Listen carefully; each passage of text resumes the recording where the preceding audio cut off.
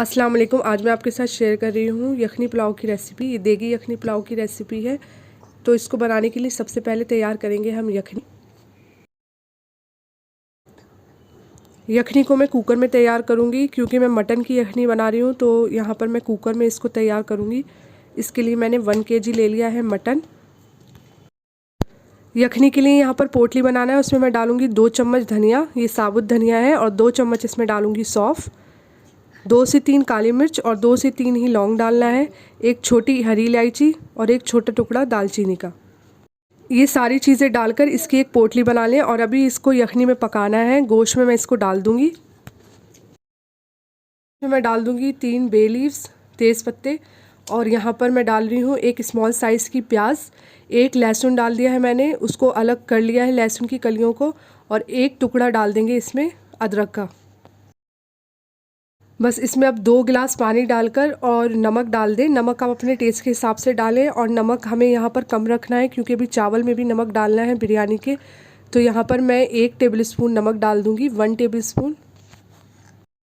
यहाँ पर कुकर का ढक्कन लगाकर इसको पकने के लिए रख दें। 3 से 4 सीटी आने तक इसको पका लें, और ये चेक कर लें बीच में कि गोश्त अच्छे से गला है या नहीं। 3 से 4 सीटी में गोश्त अच्छे से गल चुका है। मैंने इसको यहाँ पर निकाल लिया है गोश्त को, और अभी यखनी का पानी अलग कर देंगे और गोश्त को अलग कर देंगे। इसको साइड में रख दें, और यहाँ पर मैंने अब गैस पे बर्तन चढ़ा दिया है, उसमें मैं डालूँगी 2 टेबलस्पून ऑयल।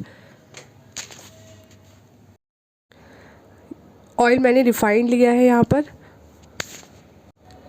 ऑयल जब अच्छे से गर्म हो जाए तो यहाँ पर मैं डाल रही हूँ प्याज, और प्याज को मैंने स्लाइस में कट कर लिया है। पतली पतली काटना है प्याज को। प्याज यहाँ पर मीडियम साइज़ की ले लें, और प्याज को डालने के बाद प्याज को ब्राउन होने तक अच्छे से फ्राई करना है।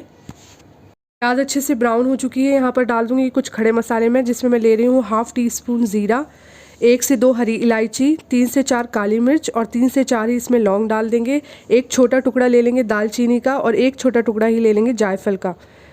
इसमें ये सब डालने के बाद फ्राई कर लें। एक तेज़पत्ता भी यहाँ पर डाल दिया है। यहाँ पर एक ही डाला है क्योंकि यखनी में भी मैंने डाले थे। और यहाँ पर मैं 2 टेबलस्पून अदरक लहसुन डालकर इसको अच्छे से फ्राई कर लूँगी। साथ ही इसमें जो गोश्त अलग से निकाला था वो भी इसमें मैं डाल दूँगी। गोश्त के साथ ही अदरक लहसुन को अच्छे से फ्राई कर लें। गोश्त के साथ जो मैंने प्याज और लहसुन को बॉईल किया था वो भी इसके साथ में ही डाल दें। वो सॉफ्ट हो जाता है, उसमें फ्लेवर्स भी अच्छे आते हैं, तो साथ में ही डालकर इसको फ्राई कर लें। मैं डाल दूंगी 5 हरी मिर्च, जिसको मैंने 2 टुकड़ों में कट कर लिया है, और 3 इसमें मैं डाल दूंगी लाल मिर्च, सूखी लाल मिर्च। ये ऑप्शनल है, अगर चाहें तो स्किप कर दें लाल मिर्च को। सारी चीज़ों को डालकर अच्छे से भून लें। और यहाँ पर गोश्त थोड़ा नीचे लग रहा था, तो यहाँ पर मैं यखनी का पानी ही डालकर इसको भून लूँगी। अलग से पानी नहीं डालना है इसमें। इसके बाद यहाँ पर मैंने ले लिया है आधा कप दही, और दही को पहले अच्छे से फेंट लें ताकि इसमें कोई भी लम्स नहीं रहे। दही डालकर भी गोश्त को अच्छे से भूनना है।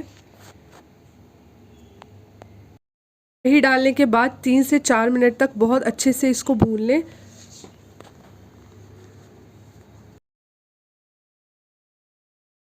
अब बहुत अच्छे से ये भुन चुका है गोश्त, और इसमें मैं डाल दूंगी जो यखनी का पानी अलग से निकाला था वो इसमें डालकर एक बॉईल आने तक इसको पकने दें। जब इसमें एक बॉईल आ जाए तो यहाँ पर अब डाल देंगे चावल, और चावल मैंने भिगो के रखे थे 1 घंटा पहले। 4 कप चावल लिए हैं मैंने, और ये बासमती राइस हैं बिरयानी वाले। चावल डालने के बाद हल्के हाथ से चम्मच को चलाकर इसमें अच्छे से मिक्स कर लें। उसके बाद यहाँ पर नमक डाल दूँगी मैं। नमक अपने टेस्ट के हिसाब से डालें, और ये ध्यान रखना है कि हमने यखनी में भी नमक डाला है। नमक डालने के बाद इसमें मैं आधा गिलास पानी और डाल दूँगी। मुझे पानी थोड़ा कम लग रहा था। अगर आप देख लें आपकी बिरयानी के चावल कितना पानी लेते हैं, उस हिसाब से आप इसमें पानी डालें। यहाँ पर आधा गिलास पानी मैं और डालकर और इसको पकने के लिए रख दूँगी। अब इसको ढककर पकने के लिए रख दें। पहले इसको हाई फ्लेम पर पकाना है ताकि एक अच्छा सा बॉईल आ जाए। उसके बाद इसको मीडियम फ्लेम पर पकाना है। 10 मिनट बाद इसको चेक कर लेंगे, और यहाँ पर अच्छा सा बॉईल आ चुका है। अब इसे मीडियम फ्लेम पर पकाना है, और चम्मच बहुत हल्के हाथ से चलाना है ताकि चावल टूटे नहीं।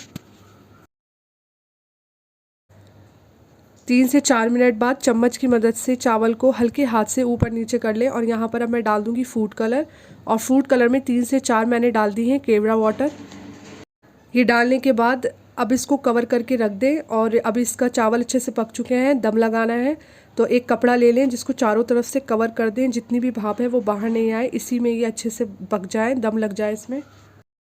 7 से 8 मिनट तक इसको दम लगाया है और ये चावल बिल्कुल तैयार है। अब आप चाहें तो इसमें ऊपर से भंगार डाल लें अभी, या फिर जब सर्व करें तब डाल दें प्याज का। बस तैयार है अब ये यखनी पुलाव। इसे गर्मा गर्म सर्व करें टमाटर की चटनी और रायते के साथ। और अगर आपको ये रेसिपी पसंद आए तो मेरे चैनल को सब्सक्राइब करें और वीडियो को लाइक शेयर करें। अल्लाह हाफिज़।